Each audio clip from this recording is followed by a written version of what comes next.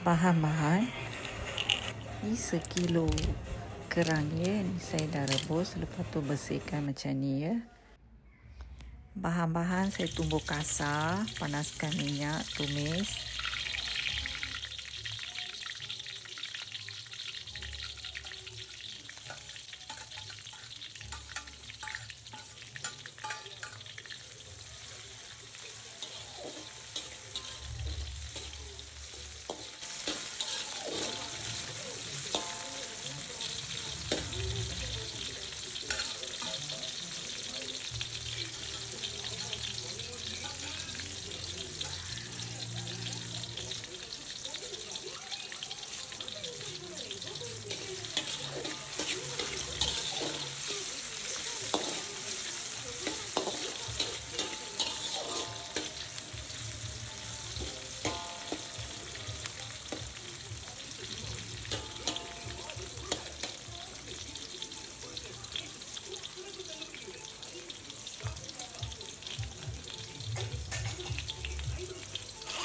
Tumis sampai naik wangi dan tukar warna keperangan ya. Ini dah tukar warna, so bolehlah masukkan kerang.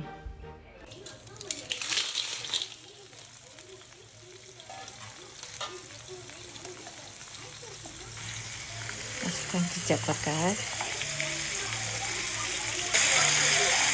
sos tiram,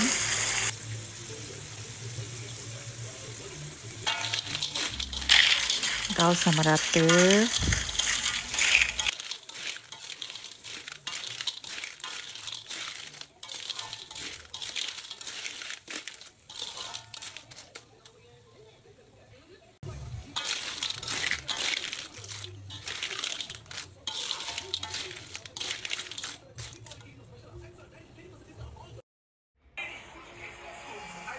Masukkan garam. Garam tu kena tengok dulu ya, sebab tadi dah masuk sos tiram. So rasa dulu lepas tu tambah garam lah ya. Kacau sama rata, lepas tu perahkan air lemon ya. Saya tadi lupa nak perah air lemon. Perah air lemon, lepas tu kacau-kacau bagi sama rata. So bolehlah hidangkan. Kerang kicap ni memang sedap ya, makan macam tu saja. Makan dengan nasi panas-panas, memang sedap ya.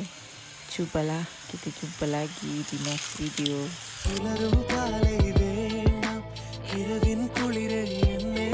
Yeah, go stop for a minute, come and hold my hand.